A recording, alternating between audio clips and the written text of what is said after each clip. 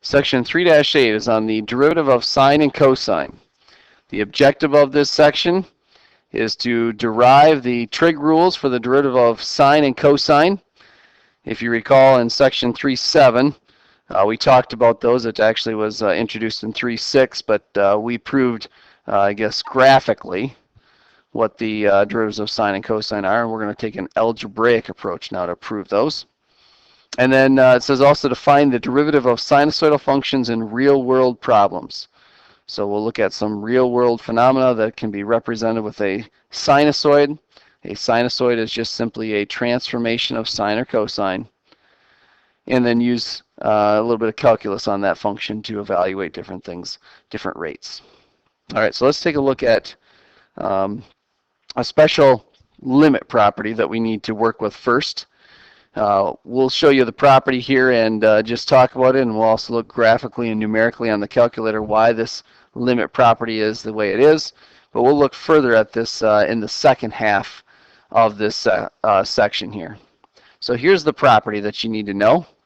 Turns out that the limit as x goes to 0 of sine of x divided by x is equal to 1. Now again, we're going to take a look at this both numerically as well as graphically to help illustrate why that's the case.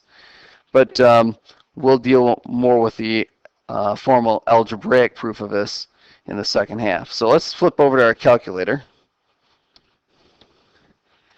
And in y1, let's put in the function sine of x over x. And I'm going to set my window up here. We'll go from -10 to 10 for our x's, and we'll go from -4 to 4 should be fine for our y's. We're saying the limit's 1, so this should give us a decent sketch of that graph. And if we graph this thing, here's that graph, and you can see that as we approach the x value of 0, that is, as we're getting closer and closer to that y-axis, you can see that the function from the left side and the right side appears to cross the y-axis there, or approach a value of 1. Okay, so graphically it looks like the limit is 1, as we stated it is. You can also do this numerically by using your table. And let me just start out my table at 0. And I'll make a really, really small change in my table, like 0.01.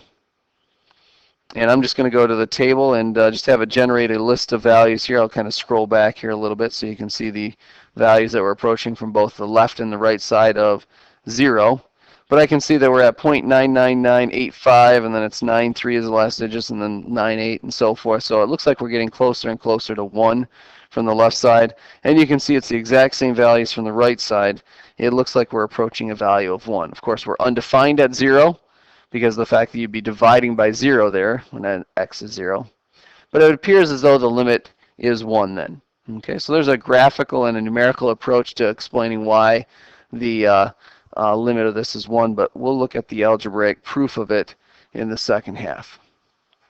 All right. That brings us to then the derivative of sine. Now again, we looked both at both sine and cosine back in section 3.6 and analyzed their derivatives numerically using that nderiv command on our calculator. And it appeared that when we started out with f of x equals sine of x, that the derivative, f prime, turned out to be cosine. The graph looked like cosine. We graphed the cosine function along with it. They appeared to be right on top. Cosine appeared to be right on top of that numerical derivative, so it looked like that was the derivative function. We're going to go through and actually prove algebraically here that that, in fact, is the derivative. All right, so as we've seen with a lot of these theorems or properties that we're working with, that one thing that we are doing when we do a direct proof is we start out by stating the condition or the hypothesis of that theorem. So we're going to say let f of x equal the sine of x.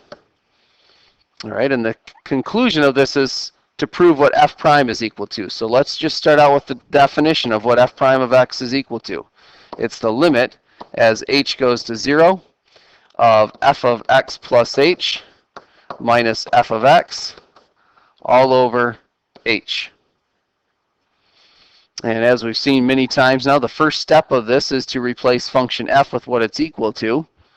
So I have the limit as h goes to 0 Now f of x plus h, that says take your function f and replace each of the x's in there with x plus h. So this is going to be the sine of x plus h minus the sine of x. And that's all divided by h.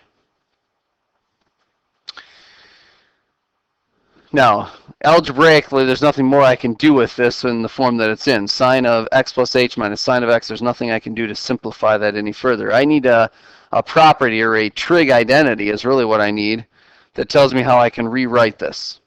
And we had several properties, several trig identities that you learned back in pre-calculus. And in this case, we have one that tells us how to take the difference of two signs. I have the sine of one quantity minus the sine of another quantity. Rewrite that difference as a product. Okay, and if you've forgotten these, they are actually in the back of your book. In fact, I'll make a note of that here for you, that your trig identities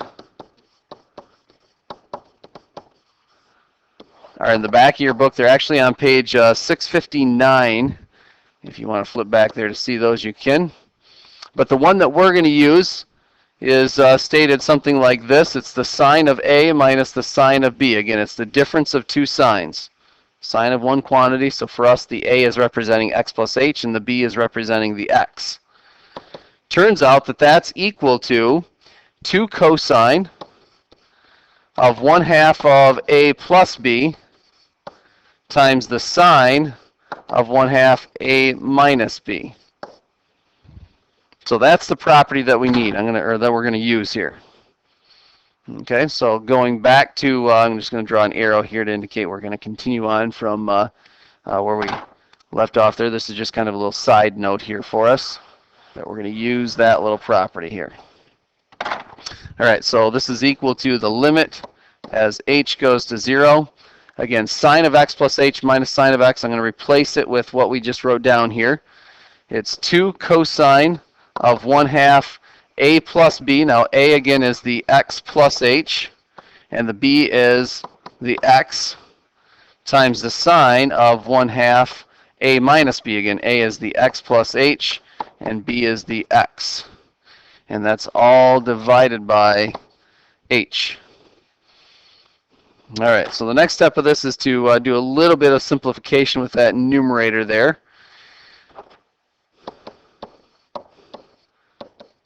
So I'm going to write it as 2 times the cosine of, I'm going to simplify what I'm taking the cosine of. I can see that I've got 1/2 of this quantity, and that quantity has x plus h plus x. So there's actually 2 x's in there, but I'm taking half of that whole thing. So half of 2x would just give me an x, and then I have an h, but again, I'm taking half of that h, so I'm going to write that as h over 2.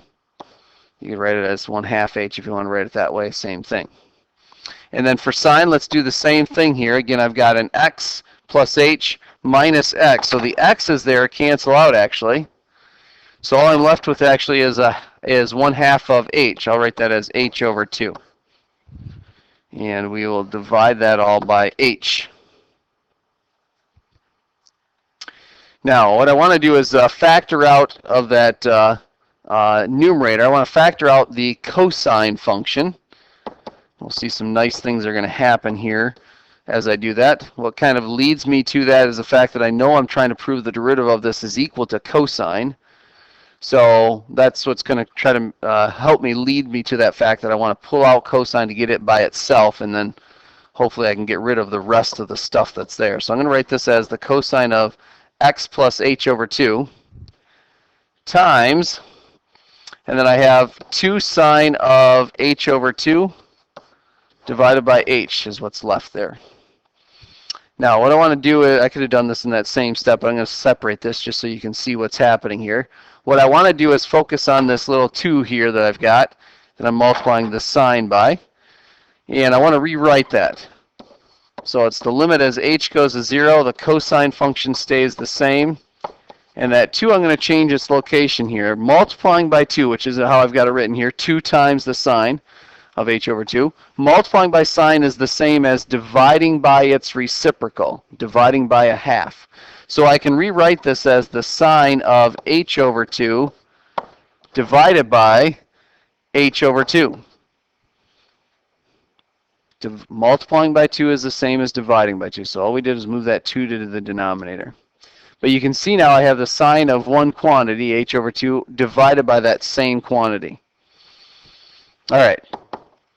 Now what I see I have here is the limit of a product of two things, the product of this cosine times that sine over h.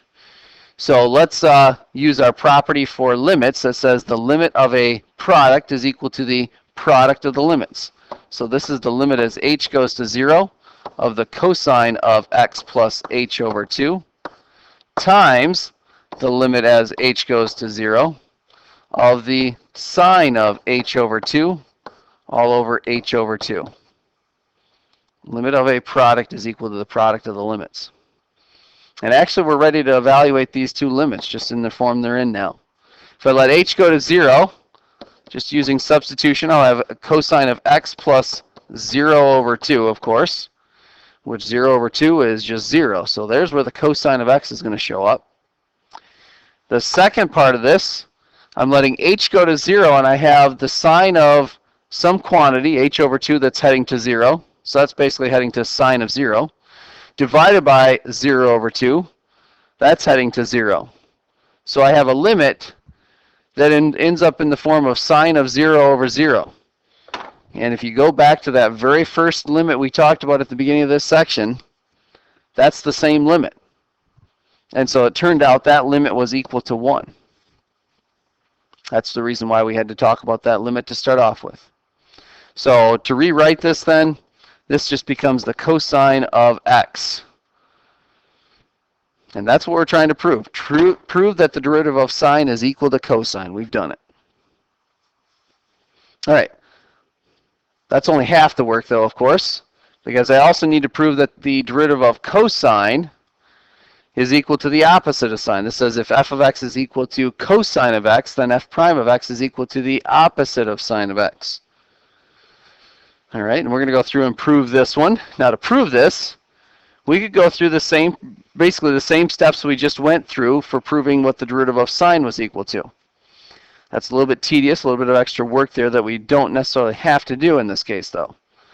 Because one method that we can use to prove something is if I've already proven one property, I can use that to help me prove another property.